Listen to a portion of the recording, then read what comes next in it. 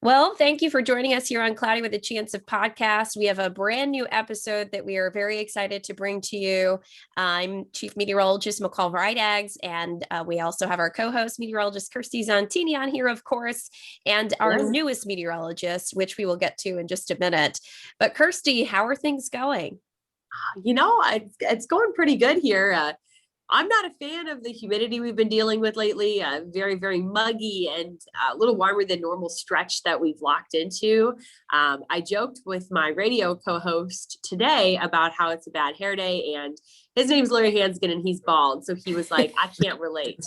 But McCall, I know you can. And it's just, when you've got this much moisture in the air, it makes it hard for people who suffer from allergies, because I do want to point out Southwest Ohio, we've got a pretty bad allergy season, and we're kind of starting to get into the grass pollen season spiking. Mm-hmm. And so this past week we've had high tree, high grass pollen. It's been super muggy. And so not a fan. Yeah, it's been all over the map. I mean, if you don't have a grass or a tree pollen allergy, you may have a mold allergy, and that's been up as well because of how muggy it's been. I also noticed last weekend, and I mentioned this on the news yesterday, about the mosquitoes are going to be on the rise too, because we have, the muggy and the rain, and then it stops raining, and then it's muggy, and it's just like the perfect environment for them to fester and gross. It's just that time of year. So, and it's good too with the breeding, like the standing water that we have. So not great. Not the best weather, but I was also saying yesterday, I was like, a few weeks ago for Memorial Day weekend, it was rainy and but it was chilly. So it was just on Saturday. Yeah. I was like, at least if it's going to rain, let it be 80 degrees outside. Right. Let it be a nice warm summer rain that we can enjoy. But I brought up the mugginess to kind of get us into our episode, because this type of weather is not, it's not real Ohio weather. It's definitely something you see down south. And our newest meteorologist is from down south. So, we're really lucky to have Austin Chaney, who's our new meteorologist, who we want to welcome to the show here. And he is from Georgia. He worked in Macon, Georgia for almost 3 years before coming to join us here at WHIO in Dayton. So good morning, Austin. I'm not going to give you too much of an intro. To be honest, we want to learn, we want everybody to learn about you. And I figure it should come from your mouth rather than mine. So hi, Austin. Hey, good morning. Yeah, glad to be on here. And yes, this feels very much like Georgia. I think it was my second day at work. We had a dew point of 70 in Dayton, which cannot be typical, but it's pretty typical down in Macon. So yeah, we had a conversation, Austin and I, and he's like, so how high does the dew point get here? I was like, we don't really have a lot of days in the 70s, but the first week that you're here, why not?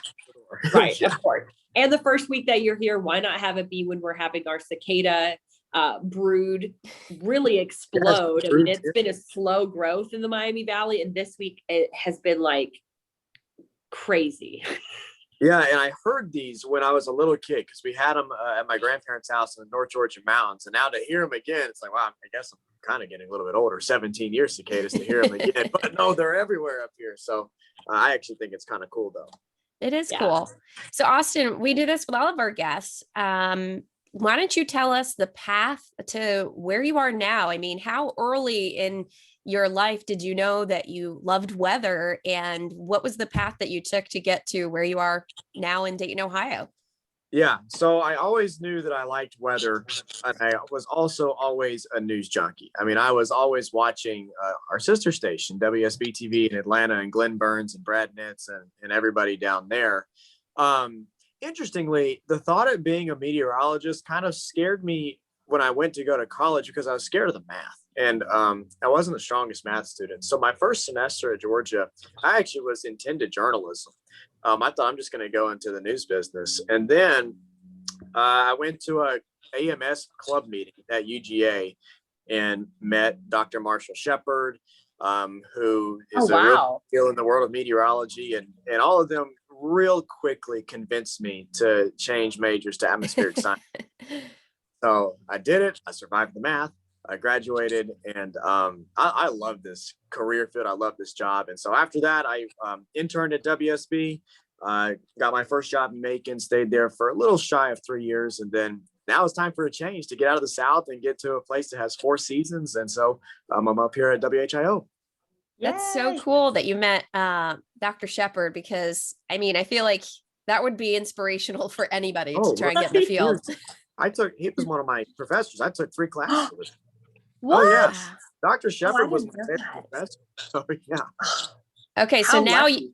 Austin's going to be our connection to get him on our podcast, because Yes. he'd be Oh, such okay, a great yeah. person to chat with. Of course, we'd have you on with us, Austin, because Okay. Yeah, we'll have an extra co-host and definitely try to bring him on. But Austin, you skipped out on something that you've accomplished as a meteorologist, the youngest to accomplish this. So why don't you talk a little bit about getting your CBM, what it is, how you got it, because that is definitely something that we want to brag about for you, because it's a big deal in the meteorology community. Sure. The CBM is the seal of approval that the American Meteorological Society gives meteorologists that meet certain requirements. So you have to, get a degree in atmospheric sciences. You have to pass a rigorous test of, it's 100 questions, and it's hard. Then you have to have 2 of your weathercasts evaluated. One of them is active, so covering something like severe weather, or also a routine weathercast. And those weathercasts have to meet the standards of the AMS. And so after you've passed the test and had 2 weathercasts also pass that exam, then hopefully you get the CBM. And so I was lucky enough to do that at 22. It was the first goal I had once I got in this business, because I did not want to forget the knowledge right away. And so I knew I could take the test right away. That was good. And then, hopefully the weather pass as well. Well, what's interesting about that is because you're absolutely right, Austin. You get a year removed from college, and all of that knowledge from college just, starts to fade away. A lot of that mathematical stuff and things like that. Yeah. But there's something very unique about the fact that you were 22 when you got your CBM. Let our listeners and our viewers know why it's so unique. Are you talking about how the rules changed afterward? The rules changed, and that you will go down in history as you fill in the blank. Yes. So as it stands right now, I'm the youngest. I was the youngest person to ever get the CBM. Wow. I'm not saying the rules changed because of me, but after I got the CBM, that year the AMS changed that you had to have 2 years of full-time experience and 3 years of part-time experience before you were able to apply.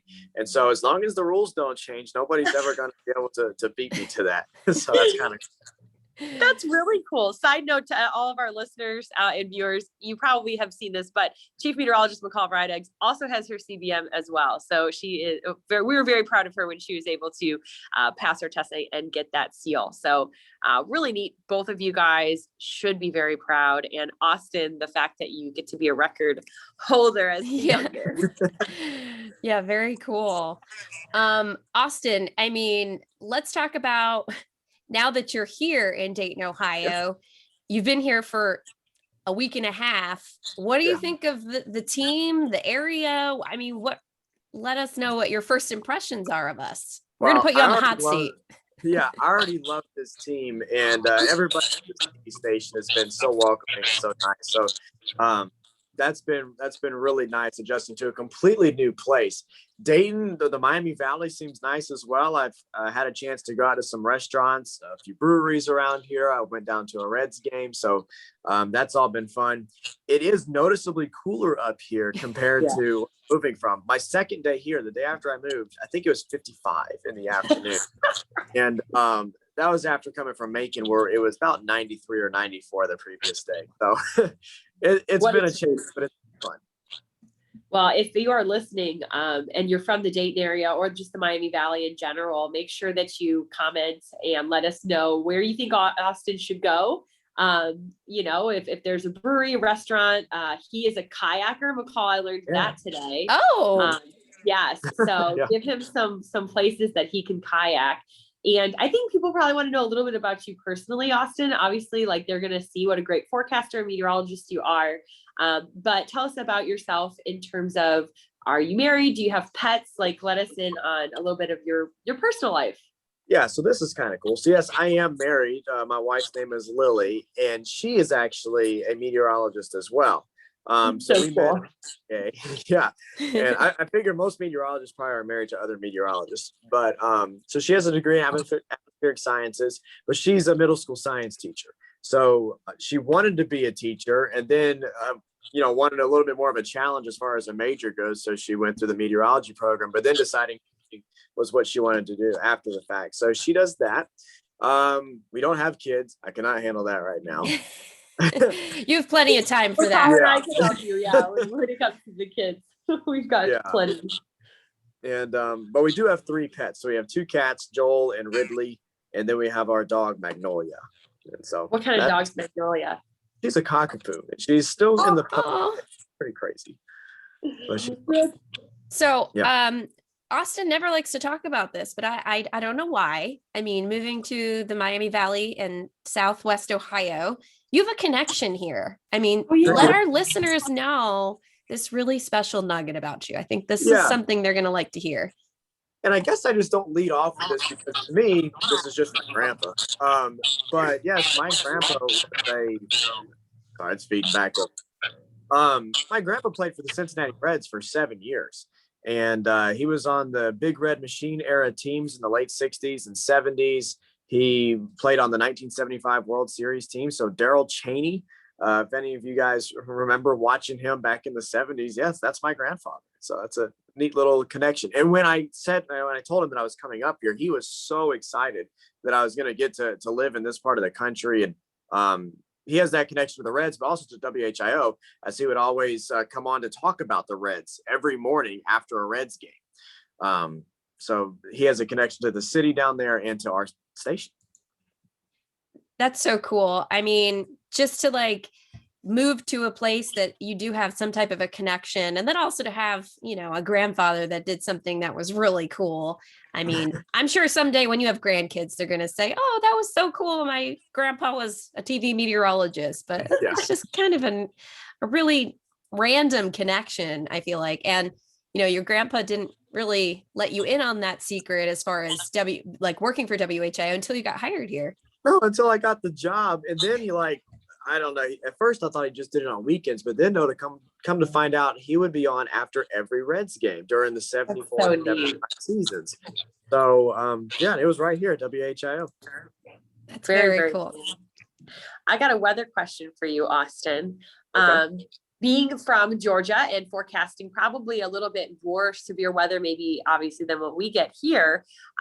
What is there a weather event that you had to cover that you have covered that sticks out in your mind? Whether it doesn't have to be severe weather. There are 2 of them, and they're both kind of severe weather. The first of which was Hurricane Michael.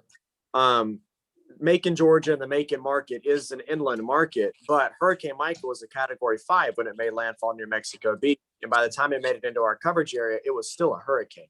And that was my, 4th or 5th week at the job, but it was myself and my chief, on for 8 hours. And we sustained that coverage until it was out of there. And so that was my first real experience with wall-to-wall stuff like that. The other event was soon thereafter. We had a tornado outbreak with 11 tornadoes touch down in our coverage area. And really, nobody died. There really wasn't any. None of them were stronger than an EF2, but we were on the air for a long time that day. And forecasting up to that event was pretty intense as well. So those 2 stick out in my mind for sure. Yeah. Wow.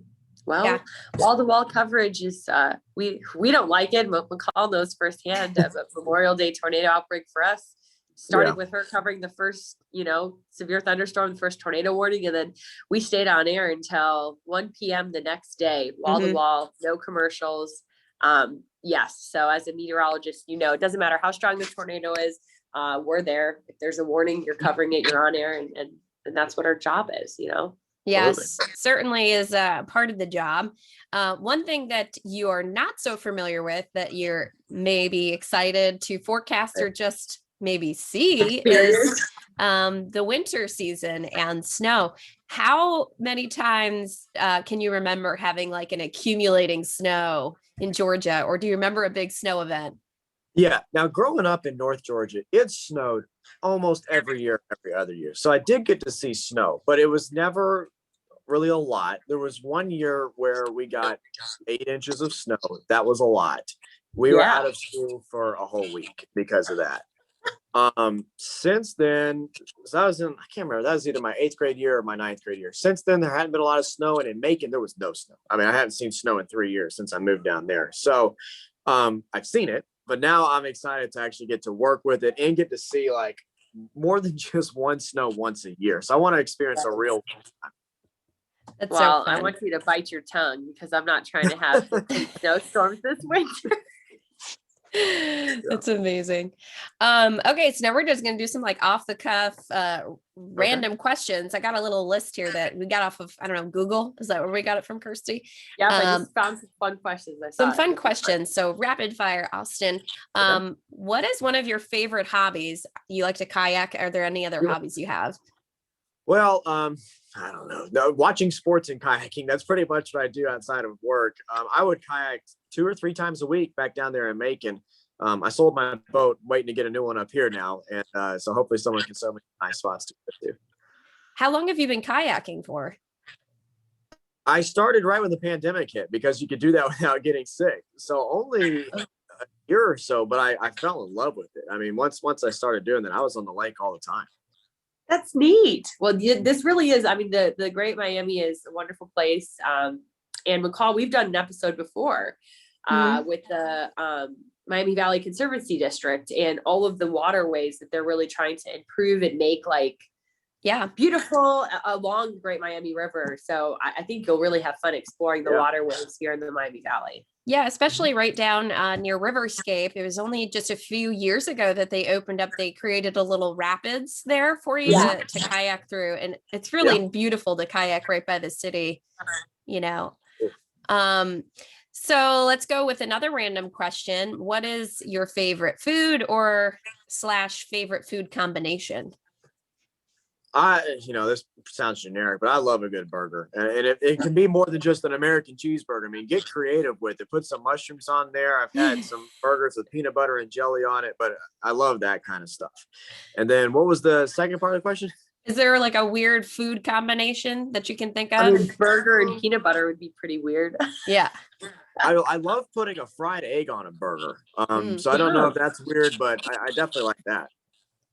I feel like it's a little off, the beaten path, but I've had it. It's pretty good. Yeah.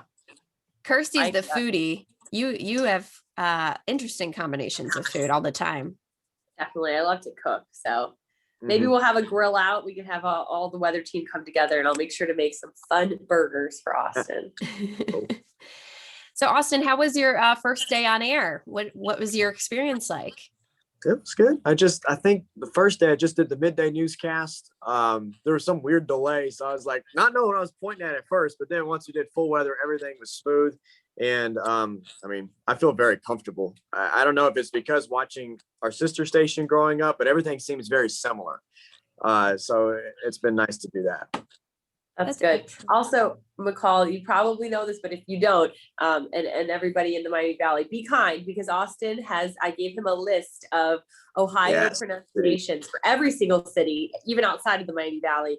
And he actually has it out and has been looking at it and then bringing up cities and being like, did I say this right? Did I say this right?